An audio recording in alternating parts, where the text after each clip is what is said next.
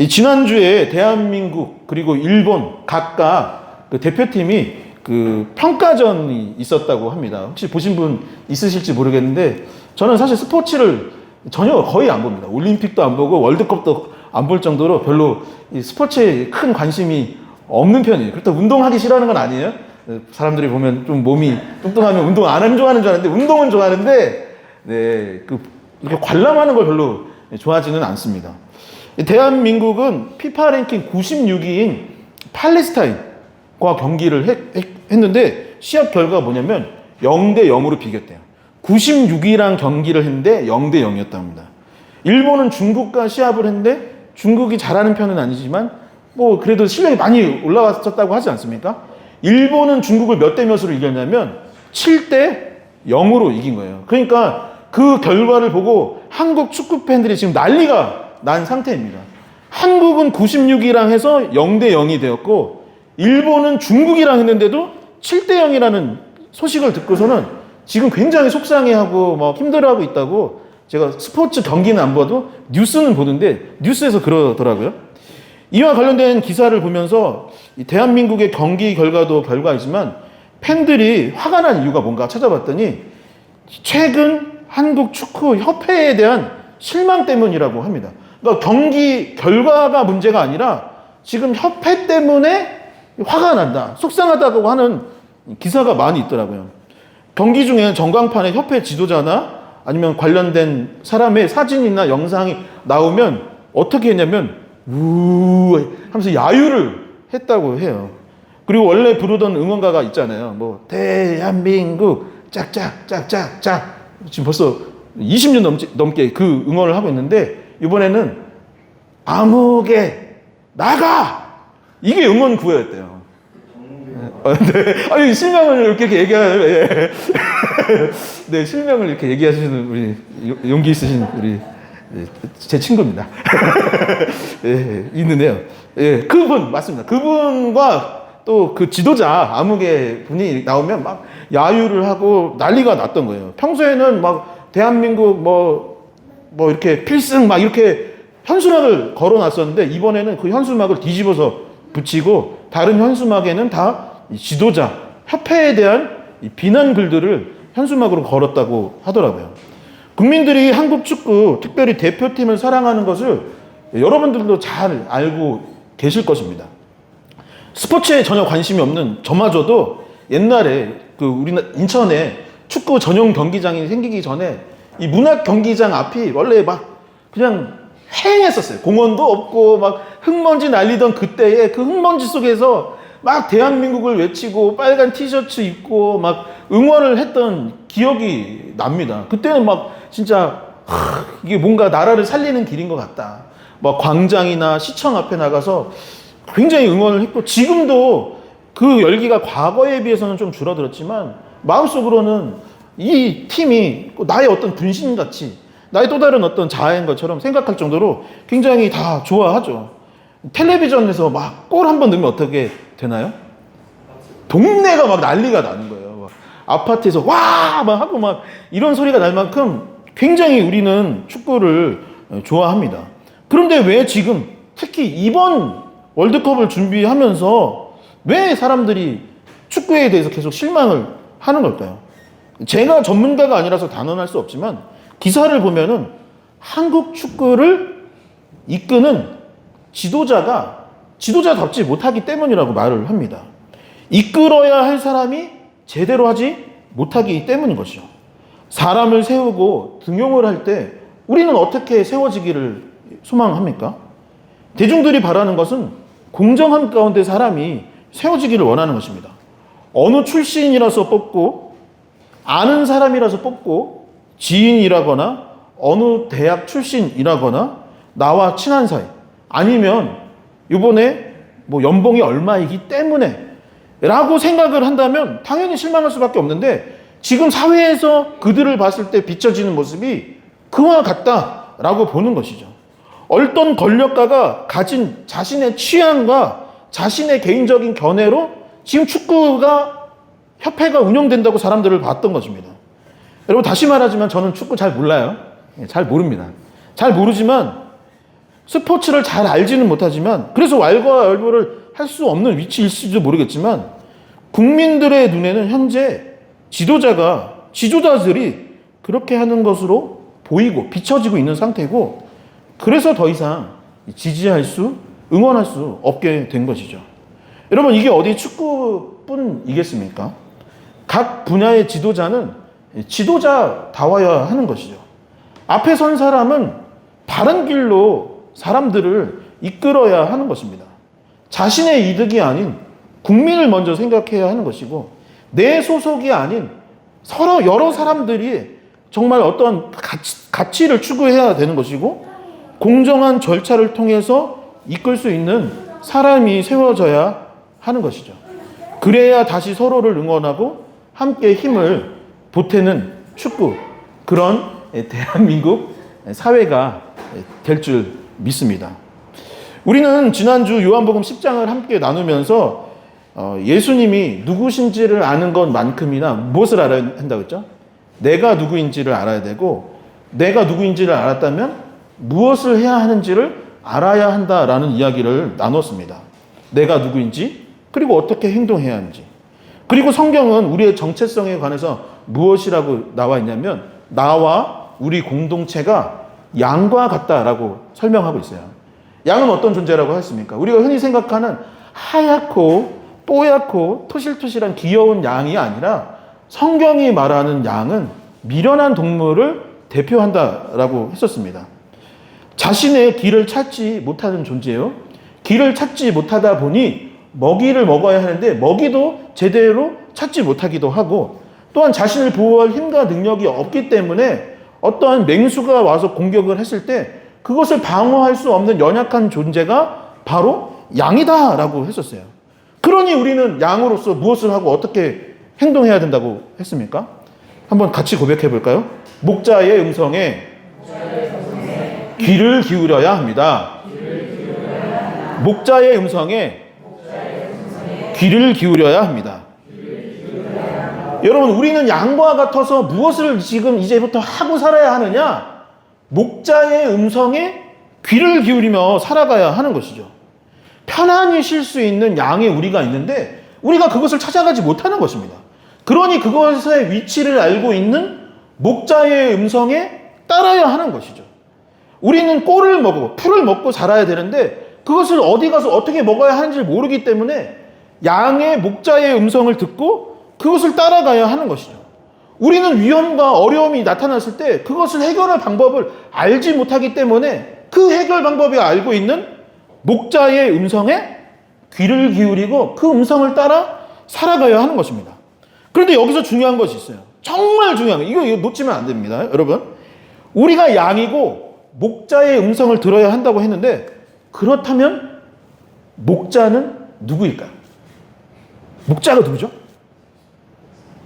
저일까요? 그렇죠. 저는 목자가 아니라 목사예요. 목사예요. 자꾸 이게 교회에서 오해하는 경우들이 있는데 저는 목자가 아니라 목사이고 제가 하는 일은 말씀을 대언할 뿐 그 외의 부분에 있어서 제가 신뢰할 만한 게 있을까요? 없을까요? 너무 없다고 하지 마세요. 신뢰 부분도 있긴 하겠지만 제가 뭘 알겠습니까? 그런데 성경에서 말하는 목자가 있는 거예요. 우리의 길을 잘 인도해 주실 분이 있는 것입니다. 그것이 오늘 말씀의 결론인데 결론부터 오늘 말씀을 드리고 시작을 한다면 우리의 목자는 예수 그리스도이다. 이더구를 인도할 수 있는 분은 누구다? 예수 그리스도이시다. 리얼러브 교회에 인도할 바, 우리가 어디로 향해 가야 될지를 아시는 분은 제가 아니라 예수 그리스도다라고 말하고 있는 것이죠. 우리의 삶과 가정의 목자 되시는 분은 예수 그리스도이시고 양된 우리는 그분의 음성을 잘 들으며 살아가야 한다고 요한복음 10장이 말하고 있는 것입니다. 그렇다면 요한복음 10장에서 그 목자의 음성을 잘 들어야 한다고 했는데 목자 되시는 예수 그리스도는 우리에게 뭐라고 음성을 들려주셨을까요? 우리가 귀를 기울이며 살아가야 할 내용은 무엇이고 어떤 마음과 생각을 갖고 신앙생활을 해야 하는지 오늘 말씀을 통해서 함께 나눠보도록 하겠습니다. 첫 번째 요한복음 10장에서 예수님께서는 뭐라고 얘기하셨냐면 도둑, 사꾼에 대해서 경고하셨습니다. 목자인 척 행세는 하지만 실제로는 목자가 아닌 도둑, 사꾼이 있음을 명심하고 그들을 조심하고 경계하라라고 본문은 말하고 있는 것이죠. 요한복음 10장 10절과 12절의 말씀을 한번 같이 읽어보도록 하겠습니다. 함께 읽겠습니다. 도둑이 오는 것은 도둑질하고 죽이고 멸망시키려는 것뿐이요 내가 온 것은 양으로 생명을 얻게 하고 더 풍성히 얻게 하려 하는 것이라. 사꾼은 목자가 아니요 양도 제 양이 아니라 이리가 오는 것을 보면 양을 버리고 달아나나니 이리가 양을 물어가고 또 해치느니라. 아멘. 제가 지난주에 이 파타고니아 이야기라는 책을 소개해 드렸었는데요. 이 파타고니아라는 회사가 있는데 이 회사가 등산용품 브랜드이지만 이들이 추구하는 정체성은 자연을 회복시키는 것, 보호하는 것이 이 회사의 제일 가치다, 정체성이다라고 했습니다. 그래서 제가 그 회사의 영향을 좀 받았다라고 했지만 사실은 저는 그 전부터 자연을 굉장히 사랑합니다. 환경을 보호하고 싶은 마음이 굉장히 커요. 그래서 사실은 우리 김연일 목사님도 저한테 제안을 했었고 성도님들도 많이 이야기했지만 종이컵이라든가 교회에서 일회용품 너무 많이 쓰잖아요. 이런 것도 좀 없앴으면 좋겠다라는 마음도 저는 갖고 있습니다. 근데 저희 교회가 주방도 없고 뭐 이런 부분들이 있다 보니까 어쩔 수 없이 사용하고 있는데 자연을 회복시키고 보호하는 것은 너무나 마땅한 거죠. 우리 후손들에게 그런 멋진 자연을 물려줘야 하지 않겠습니까?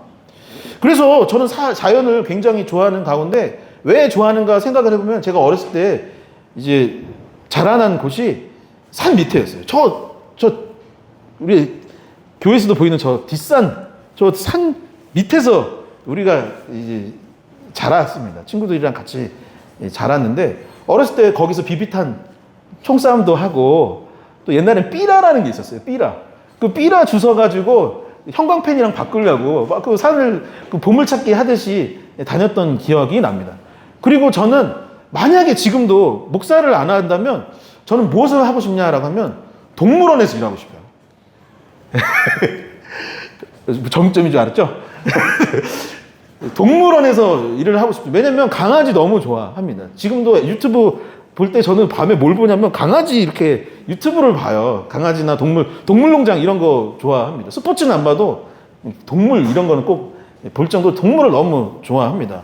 어렸을 때 강아지 데리고 산에도 가고 또 에버랜드 가도 저는 놀이기구 안 타고 항상 동물원이나 사파리 가서 있다가 왔을 정도로 그런 뭐 자연이나 그런 거 좋아하고 또 신혼집도 그래서 인천대공원 옆에 있었고 지금도 집을 얻을 때 일부러 산 밑에 집을 얻기도 했습니다. 특별히 저는 강아지를 너무 좋아했고 자라나는 내내 강아지를 키웠습니다. 부모님이나 가족들은 그 강아지들을 어떻게 생각했는지 모르지만 저는 제 형제라고 생각했어요. 저희 형한테 미안한 얘기지만 저희 형보다 저는 제 강아지를 더 사랑했습니다. 그래서 가족이라고 생각했고 학창 시절에 용돈을 모아서 저도 못 먹는 소세지나 깡통에 있는 어떤 이런 거를 사가지고 강아지를 먹이고 싶어서 막 그것을 사서 먹였던 기억도 납니다. 그런데 강아지에 대해서 다 그런 생각을 하는 건 아니에요. 특히 저 어린 시절은 그랬습니다. 지금은 도시에 그런 분들이 없는 것으로 알고 있는데 예전에는 요 근방에도 개장수가 있었어요. 그래서 개 팔아, 개 팔아요, 개 팔아 하는 거예요. 그리고 개장수와 더불어서 위협적인 분들이 있었는데 동네 아저씨, 할아버지들은 강아지에 대해서 저와 같은 마음이 아니었습니다. 그들에게 제 동생, 제 강아지는 어떠한 존재였을까요? 돈벌이의 대상이거나 몸보신을 위한 대상이거나 그로 인해서 발생된 사건들이 몇 가지 있는데 그때 그 충격과 아픔이 지금도 막 속상한 거예요. 제 아내도 압니다. 가끔 제가 밤에 자다가 아유 그때 우리 강아지 막 그 누가 막 했다고 막 그런 생각이 날 정도로 아직도 속상한 마음이 있는 것이죠. 그런데 더 큰 문제는 무엇이냐면 사람을 그런 관점으로 보는 또 다른 사람들이 있다라는 거예요. 오늘 본문의 말씀을 보면 예수님께서 이 말씀을 하실 때 대상이 누구라고 되어 있냐면 유대인들을 향해서 이 말씀을 하신 것으로 기록되어 있는데, 신학자들은 이 본문을 어떻게 해석하냐면 더 직접적으로는 이 유대인들 가운데 이 요한복음 8장에서부터, 그 전에서도 물론 등장했지만 8장에서 가늠한 여인을 끌고 와서 돌로 쳐서 죽이고자 했던 이 바리새인이나 서기관들을 향하여서 했던 말씀이 이 선한 목자의 비유의 이야기다라고 봅니다. 다시 말해서 누구한테 이 이야기를 한 거냐? 정치 지도자, 종교 지도자들한테 이 이야기를 하고 있는 거예요. 그들이 보는 백성에 대한 마음, 관점은 무엇일까요? 남에게 몰래 훔쳐가는, 그래서 이득을 보고자 했던 동네 개장수 같은 마음을 갖고 있는 것입니다. 10절에 뭐라고 되어 있나요? 10절에 보면은 도둑이라고 되어 있어요. 도둑은 도둑질하고 죽이고 멸망시키기 위해서 양에게 접근한다라고 했어요. 즉 누구한테 접근해요? 우리한테 그런 마음을 가지고 접근하는 사람들이 있다라고 하는 것입니다. 12절을 보면은 목자인 척 하고는 있으나 실제로는 뭐예요? 사꾼이라고 그래요. 사꾼. 사꾼이 뭐예요? 돈 벌려고 양 돌보는 거예요. 그러니까 진짜 내 양으로서 사랑하면서 돌보는 존재가 아니라 돈 때문에. 그래서 실제로는 이리가 오면 양을 버리고 달아난다, 도망간다라고 되어 있는 것입니다. 여러분, 이게 누구일까요? 당시로서는 바리새인과 서기관과 같은 사람들. 마음속에 예수님의 마음, 하나님의 마음, 사랑의 마음은 가지지 않은 채 도리어 자신의 이득과 더러운 것들을 취하려고 했던 당시 정치 지도자, 종교 지도자들이 바로 이 사람들인 것입니다. 오늘날은 어떤 사람일까요? 그 양의 삶과 영혼에 대해서는 생각지도 않은 채 자신의 더러운 이득을 취하기 위하여 사람들을 이용하고 성경 몇 구절 아는 거 가지고 자기가 꼭 뭐라도 된 것처럼 말을 하는 이단 사이비가 바로 그런 존재인 것입니다. 또 확장한다면 어떤 사람일까요? 내 입장만 생각하는 이기적인 사람들. 사람의 영혼과 그 한 사람에 대한 그 생각보다는 돈과 물질적 풍요만 생각하며 잘못된 길로 사람들을 이끄는 그런 사람들. 그래서 함부로 자연을 파괴하고 생명을 생각하지 않는 사람들. 죄에 빠진 누군가가 바로 그런 사람들인 것입니다. 그리고 여전히 우리가 기억해야 할 것은 무엇이냐면 우리 주변에 그런 도둑과 사꾼이 여전히 존재한다라는 것을 명심해야 한다라는 것이죠. 아니, 이 말씀을 받아들일 때 저 사람이 사꾼이야, 저 사람이 도둑이야 라고 할 것이 아니라 혹시 나는 그런 마음을 가지고 사람들을 대하고 있지는 않은지, 내가 사람들을 바라봤을 때 도둑같이 사꾼처럼 사람을 대하고 있지는 않은지 자기 자신도 돌아봐야 하는 것이죠. 리얼러브 교회 성도 여러분, 도둑, 사꾼을 조심하시기 바랍니다. 그들에 대해 경계해야 하고 멀리 하시기를 바랍니다. 그리고 내가 그런 사람들 중에 한 사람은 아닌지, 내 마음속에 이미 사람을 대할 때 그런 마음을 대하고 있지는 않은지 돌아보고 하나님, 내가 선한 사람들이 될 수 있게 하여 달라고 간구할 수 있는 저와 여러분들 될 수 있기를 간절히 소망합니다. 두 번째, 예수님은 자기 자신에 대해서 뭐라고 말씀하셨냐면 나는 양의 문이다 라고 했습니다. 여러분 함께 고백해 볼까요? 예수님은 양의 문이십니다. 여러분 옆에 분들에게 이렇게 알려드릴까요? 예수님은 양의 문이십니다. 예수님은 양의 문이십니다. 여러분, 우리가 신앙생활을 하는 데 있어서 어쩌면 가장 중요한 것이라 할 수 있는 게 한 가지 있는데, 그것은 무엇이냐면 천국, 하나님의 나라입니다. 그리고 이 신학자들이 천국에 관해서 설명을 할 때 한번 다음 볼까요? 네, 이렇게 설명을 합니다. 한번 같이 해보겠습니다. 이미, 그러나 아직. 다시, 이미, 그러나 아직. 여러분, 예수님께서 천국에 대해서 한 두 가지 정도로 설명을 하셨는데, 첫 번째는 무엇이냐면 회개하라, 천국이 가까이 왔느니라 라고 했어요. 또 한 번은 뭐라고 하셨냐면 하나님의 나라가 저 멀리 있는 것이 아니라 이미 너희 안에 있다라고 하셨습니다. 이 말씀이 무엇일까요? 우리가 예수 그리스도를 믿고 영접함으로 말미암아 이 삶을 살아가는 가운데 하나님의 나라가 이미 시작된 것이에요.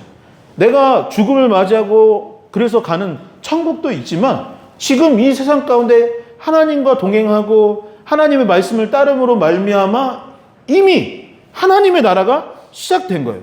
그리고 아직은 무엇일까요? 그러나 그런 후에 완벽한 하나님의 나라가 도래할 것이다. 그 죽음 이후에 아니면 훗날 하나님께서 우리를 거하게 하실 천국에 이르게 될 것이다. 그러니까 천국은 두 가지 개념인 거예요.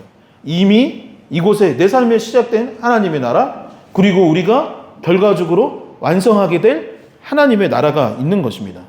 그리고 예수님을 믿으니 이미 하나님의 나라는 내 안에 있고 이후에 천국에 들어갈 것인데, 그렇다면 하나님의 나라, 천국에 속하기 위해서는 어떻게 해야 될까요? 우리가 바라는 것이 결과적으로는 하나님의 나라, 천국에 거하는 것일 텐데, 신앙생활을 하는 것이 궁극적인 이유가 하나님 나라 백성이 되는 것이기도 할 텐데, 그 길은 어디에 있는 것이냐라는 것이죠. 7에서 9절의 말씀을 제가 한번 읽어보도록 하겠습니다. 그러므로 예수께서 다시 이르시되 내가 진실로 진실로 너희에게 말하노니 나는 양의 문이라. 나보다 먼저 온 자는 다 절도요 강도니 양들이 듣지 아니하였느니라. 내가 문이니 누구든지 나로 말미암아 들어가면 구원을 받고 또는 들어가며 나오며 꼴을 얻으리라. 아멘. 지난주에 제가 잠깐 말씀을 드렸는데 이스라엘 백성들이 양을 키울 때 돌담으로 된 양의 우리를 만들었다고 합니다. 바로 이런 모습인데요. 목자가 양을 키우는데 밤이 되거나 쉼이 필요하면 양들을 바로 요 양의 우리에다가 이렇게 몰아 넣었던 것입니다. 여러분, 양들이 이 안에 있으면 안전할까요? 안 안전할까요? 네, 안전하죠. 밖에 있으면 밤에 위험하지만 이 양의 우리에 있으면 안전합니다. 여러분, 목자의 보호를 받고 안전하게 지낼 수 있는 것이 바로 이곳인데, 여러분 반대로 이 양 바깥에, 우리의 바깥에 있으면 우리는 더 위험을 당하고 당연히 도둑한테 사건의 공격을 당하고 맹수나 이리가 오면 우리의 바깥에 있는 양들은 물려갈 수밖에 없는 것이죠. 그런데 이 그림을 보면 특이점이 하나 있어요. 뭐가 특이한가요? 문이 없다라는 거예요. 그러니까 이스라엘의 양의 우리의 특징은 무엇이냐면 우리 울타리는 있어요. 그래서 이 안에서 안전하게 지낼 수 있는데 문이 없다라는 특징이 있는 것입니다. 그래서 이 문이 되어주는 존재가 누구이냐? 바로 목자인 동시에 우리의 양의 문이 되었다라는 것입니다. 양을 기르기도 하고 보호하기도 했던 것이죠. 그리고 가장 중요한 것은 무엇이냐면 이 우리로 들어가는 통로가 되어 주었던 것입니다. 즉 양의 문인 것이죠. 여러분, 이스라엘 백성들은 천국에도 문이 있다라고 생각을 했대요. 하늘에 문이 있고 그 문을 통하여서 천사들이 왕래하고 우리의 영혼이 그 천국으로 들어갈 수 있다라고 생각을 했던 것입니다. 양의 우리의 문이 있는 것처럼 천국에도 문이 있었던 것이죠. 그런데 문이 무엇입니까? 이것을 생각한다면 누가 문이 되어야 하는 거예요? 통로가 뭐예요? 통로가 뭐예요? 목자인 것입니다. 양의 문이라는 것이 무엇이냐면 천국에 이를 수 있는 길이 딱 한 가지밖에 없는데, 다른 길이 있나요? 다른 문이 있나요? 다른 문이 없어요. 다른 문이 딱 하나도 없어요. 옆에 문도 없고 다른 문도 없고 뛰어넘을 수도 없는데 문은 딱 한 가지밖에 없는 것입니다. 그래서 이 양의 문으로 들어갈 때에만 천국에 들어갈 수 있다고 보는 것이죠. 여러분, 예수님께서 다음과 같이 말씀하셨습니다. 요한복음 14장 6절의 말씀 한번 같이 읽어볼까요? 함께 읽겠습니다. 예수께서 이르시되 내가 곧 길이요 진리요 생명이니 나로 말미암지 않고는 아버지께로 올 자가 없느니라. 아멘. 양의 문, 그리고 천국의 문이 되어주시는 여러분 주님의 음성에 귀를 기울여야 하는 것입니다. 다른 방법으로는 천국에 이를 수 없다라고 성경은 말하고 있는 것입니다. 이 땅 가운데 하나님의 나라를 누릴 수 있는 다른 방법이 없다라고 성경은 말하고 있는 것이에요. 우리가 죽은 이후에 천국에 갈 수 있는 유일한 방법은 예수 그리스도밖에 없다라고 성경은 말하고 있는 것이죠. 이 사실을 믿고 다른 길이 아닌 예수 그리스도의 그 양의 문을 통하여서 왕래할 수 있는 저와 여러분 될 수 있기를 소망합니다. 마지막 세 번째, 예수님은 나는 선한 목자다라고 이야기하셨습니다. 오늘 말씀의 핵심이 바로 이것인데요. 이 말씀의 내용이, 이 가르침이 마음에 새겨지도록 한번 마음에 손을 얹고 한번 고백해 볼까요? 예수님은 선한 목자입니다. 다시 한번. 예수님은 선한 목자입니다. 아멘. 요한복음 10장 10절과 11절 그리고 13절에서 15절의 말씀을 함께 큰 목소리로 봉독해 보겠습니다. 함께 읽겠습니다. 도둑이 오는 것은 도둑질하고 죽이고 멸망시키려는 것뿐이요 내가 온 것은 양으로 생명을 얻게 하고 더 풍성히 얻게 하려는 것이라. 나는 선한 목자라. 선한 목자는 양들을 위하여 목숨을 버리거니와. 자, 13절부터입니다. 달아나는 것은 그가 사꾼인 까닭에 양을 돌보지 아니함이나 나는 선한 목자라. 나는 내 양을 알고 양도 나를 아는 것이 아버지께서 나를 아시고 내가 아버지를 아는 것 같으니 나는 양을 위하여 목숨을 버리노라. 아멘. 여러분, 요한복음을 함께 이제 나누고 있는 가운데 묵상하고 우리가 함께 예배 시간을 나누는 가운데 이 말씀 안에 있었던 사건들을 기억해 볼 수 있었으면 좋겠습니다. 사마리아 수가성이라는 지역이 있었습니다. 그리고 그곳에 여인 하나가 있었어요. 근데 이 여인은 어떠한 삶을 살아가고 있었냐면 외로움과 영적인 목마름 가운데 살고 있었습니다. 우리나라도 보면은 이제 이주 노동자들이나 아니면 세터민이나 아니면 이제 다문화 가정이라고 하죠. 옛날에는 이렇게 혼혈이라고 보통 얘기를 했는데 그분들이 우리와 섞여 사는 경우들도 있지만 대부분 모여서 사는 경우들이 있습니다. 이 사마리아 지역은 바로 이 다문화 가정이 모여 있는 지역이라고 할 수 있었고 유대인들은 그곳에 있는 사람들을 상종조차 하지 않았어요. 우리와 섞일 수 없는 이방인도 아니고 유대인도 아닌 애매한 존재라면서 그들과 상종도 하지 않았던 것입니다. 그런데 예수님께서 그를 찾아가셨고 그의 그 외로움과 영적인 결핍의 문제를 해결해 주셨던 것이죠. 베데스다 연못에서는 38년 동안이나 질병을 앓고 있는 한 남자가 아파서 쓰러져 있었습니다. 오랜 시간 동안 38년이나 아파하고 있었지만 본문을 보면 아무도 그를 도와주는 사람이 없었다라고 되어 있어요. 성인 남성만 5,000명이 모였습니다. 여자와 어린아이까지 포함하면 어쩌면 수만 명이 될지도 모르는 자리에 먹을 것이 없는 상태가 되었었죠. 그게 이제 6장의 내용인데 아무것도 먹을 거 없는 그 상태에 아무도 자신이 갖고 있는 것을 먼저 꺼내는 사람이 없었던 것입니다. 남성들이 모여서 하는 얘기라고는 무엇이냐면 우리가 지금 돈이 없다고 먹을 것이 없다라고 말할 뿐 어린아이가 보리떡 5개와 물고기를 꺼내기 전까지는 다 없다라는 얘기만 할 뿐 서로 나눌 생각을 하는 사람은 단 한 사람도 없었습니다. 여인이 음행 중에 잡혀왔습니다. 그런데 신기한 것은 무엇이냐면 음행은 남녀가 같이 짓는 죄인데 남자는 잡혀오지 않았던 거예요. 왜 그렇겠습니까? 당시에 힘이 없었던 여인만 끌려왔던 것이고 그 여인이 왜 그런 상황에 놓여 있었는지 왜 그 죄를 져야만 했었는지 가정이 어려워서 몸을 팔아야 했던 것인지 나면서부터 고통스럽게 살다가 그 꼴이 된 건지 아무도 묻지 않고 그저 남성들은 그 사람을 돌로 쳐서 죽일 생각만 하고 있었던 것입니다. 바로 그때 예수님이 찾아와셨던 것이죠. 실로암 목가에는 한 시각장애인이 구걸하는 거지가 되어 살고 있었습니다. 장애가 있는 것 그 자체가 고통이었지만 그 사람을 도와주는 사람 역시 단 한 사람도 없었습니다. 그런데 사람들은 무엇이라고 했습니까?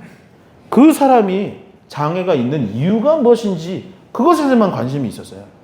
그 사람이 장애가 있는 것이 그의 부모 때문입니까? 아니면 그 사람의 죄인 것이냐? 저 사람이 죄를 저질러서 저럴 거야.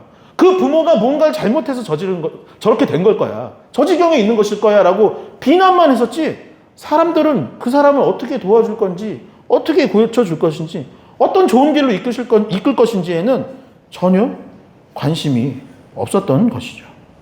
주변 사람들은 방관자였습니다. 지도자들은 그들을 정죄할 뿐이었던 것입니다. 사람들은 모여서 서로가 높은 척 하였고, 별 볼 일 없고 힘든 그 백성들을 비난할 뿐, 비난하여서 내가 높아질 뿐, 그 사람들을 어떤 좋은 길로 이끌어 줄지에 대해서는 아무 관심 없는 도둑이요 사꾼들 뿐이었던 것이죠. 하지만 예수님은 달랐던 것입니다. 예수님은 먹을 것이 없고 경제적으로 어려운 그들을 불러서 먹을 것을 주셨습니다. 어린아이가 보리떡 5개와 물고기를 2마리를 가지고 왔을 때 그것에 안수하여 사람들에게 그것을 나눠주기 시작했던 것이죠. 여러분, 예수님은 배가 안 고프셨을까요? 예수님도 인간의 육체를 입으셨기 때문에 예수님도 피곤하고 배가 고팠지만 백성들의 굶주림을 채워주시는 것에 더 큰 관심을 갖고 계셨던 것이죠. 아무도 찾지 않는 사마리아 여인에게 손을 내민 것은 바로 예수 그리스도입니다. 사람들이 정죄하는 그 여인에게 나아가 너의 죄를 용서해 줄 테니 다시는 죄에 빠지지 말라고 도리어 타일러 주셨던 분이 예수님입니다. 걷지 못하는 사람을 걷게 하여 주셨고, 앞이 보이지 않는 실로한 맹인의 눈이 되어 주셨고, 다시 살아갈 힘을 허락해 주셨던 것이죠. 그리고 그 후에 예수님은 우리 모두의 죄를 대신해 십자가의 고통을 당하시고, 바로 나 때문에 저와 여러분들을 대신하여서 그 희생을 당하시고 우리의 죄를 용서케 하여 주셨던 것입니다. 선한 목자이신 예수님이 이렇게 말씀하셨습니다. 내가 온 것은 양으로, 다시 말해 저와 여러분들로 생명을 얻게 하고 더 풍성히 하기 위해 내가 이 땅 가운데 온 것이라. 나는 선한 목자라. 선한 목자는 양들을 위하여 목숨을 버리노라. 나는 선한 목자라. 나는 내 양을 알고 양도 나를 아는 것이 아버지께서 나를 아시고 내가 아버지를 아는 것 같으니 나는 양을 위하여 목숨을 버리노라. 여러분, 저와 여러분에게 참된 생명을 주시고 풍성한 삶을 살게 하시는 분은 예수 그리스도이신 줄 믿으시기 바랍니다. 또한 우리를 위해 우리 죄를 대신해 십자가를 지셨다라는 이 사실을 믿으시기 바랍니다. 그리고 아버지가 아들을 아는 것 같이 저와 여러분들을 누구보다도 잘 알고 계시고 우리를 위하여서 자신을 희생할 정도로 우리를 사랑하고 계시다라는 이 사실을 믿으시기 바랍니다. 우리를 얼만큼 사랑해요? 목숨을 아끼지 아니할 만큼 사랑하고 계신 것입니다. 여러분들을 얼마나 사랑하세요? 자신의 목숨을 내어줄 만큼 사랑하고 계신 것입니다. 그러니 여러분, 양이 된 우리는 누구의 음성을 듣고 따라야 하는 것일까요? 저기 가면 설교 잘하는 아무개 목사입니까? 아니면 우리에게 뭔가 많은 것을 제공해 주겠다고 계속 그렇게 말해왔던 그 지도자입니까? 아니면 여러분들이 살아가는 가운데 여러분 앞에 서서 이곳이 바로 길이다, 이곳으로 가야 한다라고 하는 그 사람입니까? 아닙니다. 선한 목자이신 우리 주 예수 그리스도께서 저와 여러분들에게 이렇게 말씀하십니다. 나는 선한 목자라. 나는 양들을 위하여 목숨을 버리노라. 그러니 누구의 음성에 귀를 기울여야 하느냐? 선한 목자이신 예수 그리스도께 귀를 기울이기를 축원합니다. 우리 교회의 공동체가 어디를 따라가야 하느냐? 누구의 발자취를 따라가야 하느냐? 예수 그리스도의 발자취를 따라감으로 말미암아 그 선한 길로, 천국으로, 하나님의 나라로 거할 수 있는 저와 여러분들, 우리 리얼러브 교회 공동체가 될 수 있기를 주님의 이름으로 간절히 축원합니다.